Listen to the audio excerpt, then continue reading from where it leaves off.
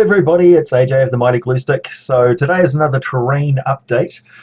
This is just I've been asked by somebody to show them my Cavern Terrain in some detail for inspiration to add a bit more 3D stuff to their Cavern Terrain. And also I've got a couple of little quick tips.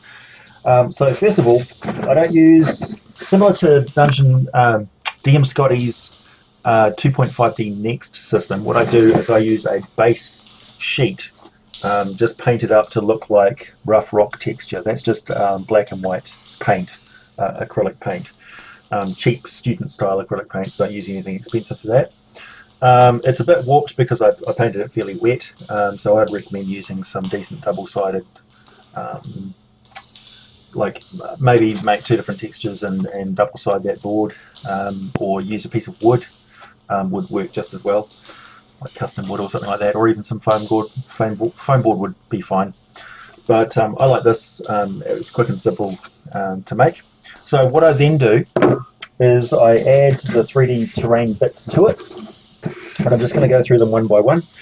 This is one of the parts of the stairway set that I made, and as you can see, this is just polystyrene foam. It's a bit chewed up, see bits of it break off every now and then. So that's the first piece. It's just fixed to a double ply bit of cardboard. You can build up multiple layers of cardboard if you want a really more sort of sturdy base, or have rise it up or lower it down, or make a sort of the illusion of a topographical terrain. And I just put that on the baseboard and it blends in nicely. I've got all sorts of stuff, so there's another piece for that one. That's just a chunk. It's got a carved out bit there. You can see my hand in the background. That looks like the rock is sort of leaning against each other, but it's actually just one solid piece. It's a bit clearer on that side what it looks like.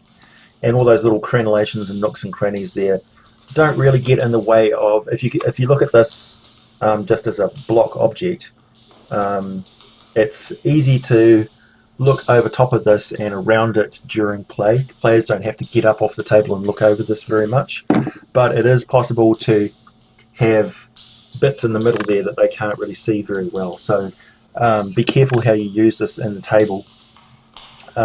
Maybe do sit down and have a look at it from different angles from where the players are going to be sitting during the game, and modify it to suit. I've got a nice towering bit there. Now this one here, the only regret I have with this one is it's not very easy to balance a miniature on top of that because it's angled a bit, so I would actually flatten that off somewhat. Maybe even have another rock sitting on top of it even.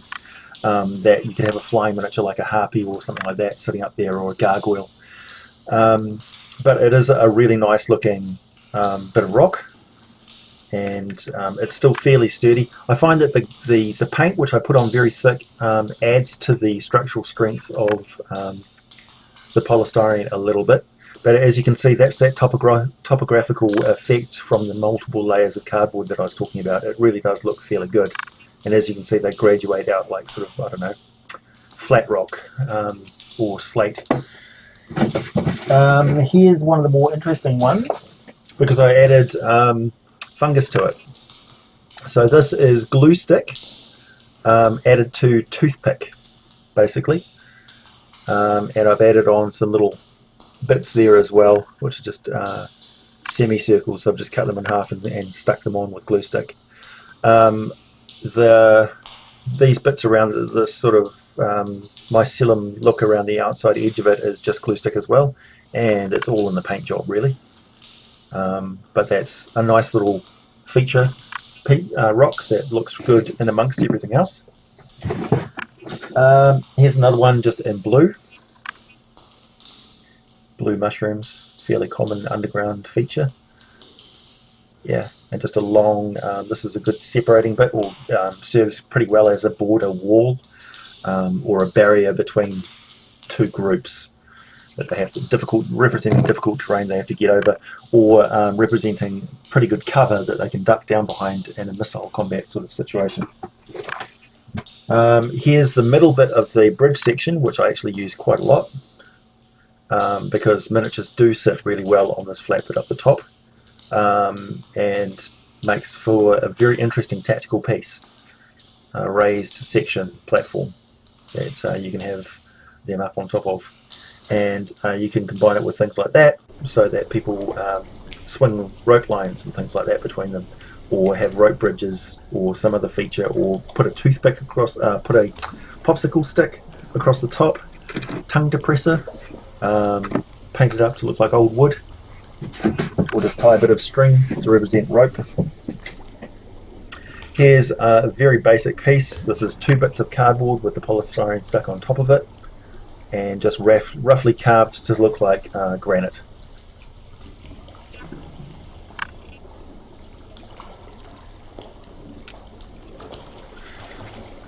Alright, laying that away. Oh, some tips.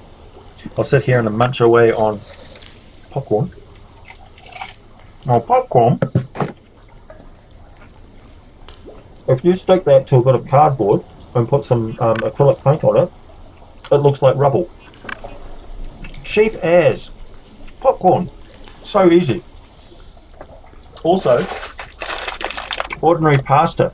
If you stick those with a bit of glue stick, various angles, make really cheap and easy tubular fungus. Fantastic. Also extremely cheap. Never overlook simple household items to fulfill your crafting needs. You don't have to go to a $2 store or an art and craft store to buy all these little bits of wood and stuff. You can just get bits of stuff, you know, flour and water mixed together makes some pretty good putty. So there's a bit of rubble, right? Flat rock and rubble, just cardboard and bits of offcuts and bits of popcorn and stuff. Next we have, let's see, these are a bit more complicated, and as a consequence of rough play they've been dinged up a bit, but I can always just paint over that. It's not varnished or anything, it's just roughly painted with black and white paint blended together to make greys. So that's 2 bits of cardboard and a relatively flat bit, and you can put miniatures on the inside there, which makes for interesting tactical situations, and it's easy to see over top of that. Same sort of thing with this. Very interesting situations where you can have miniatures sitting on that ledge there and looking over the top. Makes them look like they've got some sort of a vantage point, and it's easy enough to run up the side bit there because it's sort of flat. Sloped like a ramp, and they can run up there and get an easy vantage point.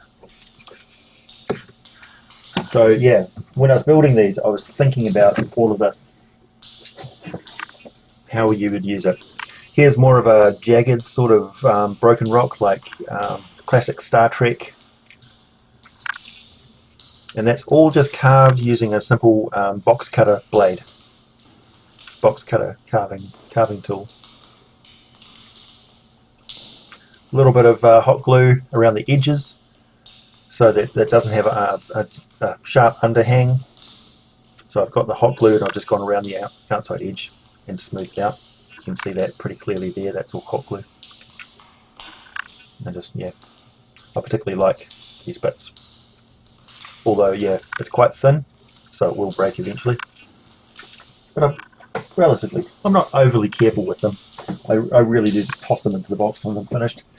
This one's using the crystal technique, using a bit of hot glue carved with a knife. So you carve the hot glue stick itself with a bit of with a knife, with a blade. Which I should mention, be careful when you're doing that. It's very easy to cut your fingers. I haven't so far, but I can easily see how you would. It's very finicky, and the blade tends to go. So be careful.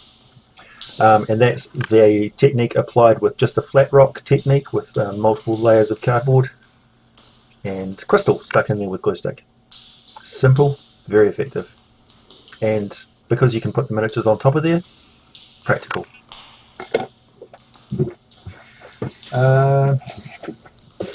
Yeah, here's a larger piece. Again, just 2 layers and 2 bits of polystyrene. Again, you can put the miniatures on different elevations. Again, a bit banged up. So these are due for a bit of a touch up with some paint, I think, after a few months of play. This one here forms a rough circle, which is a nice spot for a chieftain's chair, or somewhere where a beast lies and sleeps, a lair, or perhaps a nice vantage point where they can launch missile weapons and things at you with relative impunity, a natural bulwark of stone.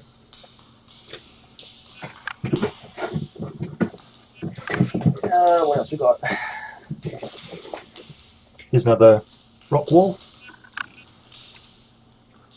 This one's very simply carved, just hacked into it with a craft knife.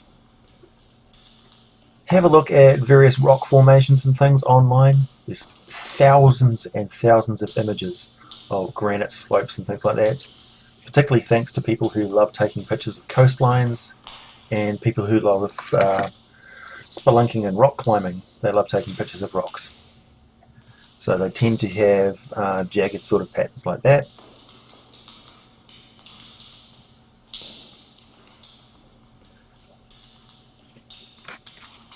And here's another one of the mushroom miniatures. Oh, sorry, mushroom dioramas. This time with green mushrooms. I don't know why I have different coloured mushrooms. Perhaps it'll be thematically important for some later plot, but I just like to have a variety of mushroom colours. And mushrooms tend to, in the wild, grow in clumps of similar mushrooms, so you don't have a vast array of different mushrooms on a log. Generally, mushrooms are jealous. And a couple of rocks, or one big flat pancake rock with elevations. Kind of almost looks like steps carved in there, but could easily be a natural formation of some kind. That's a fairly dry looking rock.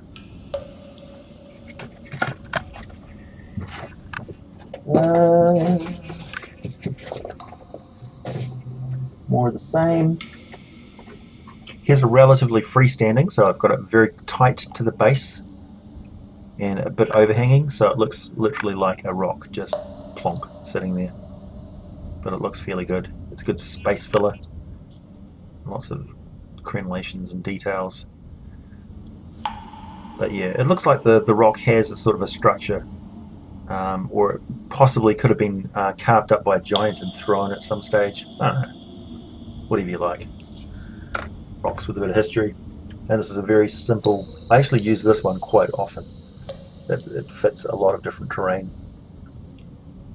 Just very simply carved chunks into the side of it. As you can see, I've just cut wedge, just cut into it like that, almost going directly across and carving in from the side. Just makes it a little bit more interesting. And also just on this front bit here, carving a bit horizontally there as well, just sort of digging it out with the edge, the point. Another one. I find these quite useful as well. Just make a variety of different things. Randomness. And when you combine them all together on your terrain plate, they look fantastically complicated. But they're really not. I mean, they're just individual bits. But as you can see, the terrain, because you've used that same sort of style, looks fairly cohesive. It looks like a lot of work's gone into it. It almost looks planned, but it's not really. It's just individual bits that are random and put together on that plate. And because you can just, that's really your maximum area of operation within a clustered cavern environment, unless it's a really vast cavern, in which case get a couple of baseboards and disperse them a bit. Put some carved drow or old dwarven or buildings or troglodyte standing stones or kotoa shrines to foul gods, and away you go. You pretty much got the Underdark done and dusted. Add in some ravines and holes and chasms and sinkholes, some little patches of water. I like to make you get either some glue stick or some epoxy glue, and you just pour it out into a puddle on a bit of baking paper so it won't stick. And then you've tinted that blue with some like acrylic paint, or maybe a bluey green, and then you just tear that off, and it becomes a piece of water that you can just throw down anywhere on that terrain, and it will just, that's the water right there. It's a pile of water, and you can build up the terrain around it so it becomes a pond in the cave. It's so easy, you just throw it down, it's a bit of water. A bit more interesting than drawing on a whiteboard. Yeah, and I also have outside rocks as well with little bits of, that's a bit of lichen that I've just torn off a bit of tree bark, and you just glue it on there. Yeah, same basic techniques. Outdoor rocks are a bit rounder, a bit more eroded, but yeah. Nice, all done. I think that's about it, really. Yeah, bit of red crystal. Yeah. I like how this one's a bit darker down the bottom, lighter up the top, more transparent. These are fun to make and put together. Very easy and simple, but they look quite spectacular. And I do recommend making a few of these. Yeah, and of course standing stones. I make a ton of standing stones. Oh yeah, there's another one where they cover them red mushrooms, because red mushrooms. And there's an outside standing stone. Just put it on a simple bit of cardstock, paint it green, add a little bit of flock, in this case a bit of moss, and yeah, the moss tends to keep a fairly greenish colour, so I don't dye them or colour them, and yeah, just carved polystyrene makes it an excellent standing stone. And that is it, my little update for you. Yeah, hope you get some, I don't know, inspiration from that, and I'm always keen to see other people's Cavern Terrain. If anybody makes stuff using this sort of system, let me know, and let's share. Maybe we could come up with some other innovations. Thanks for watching.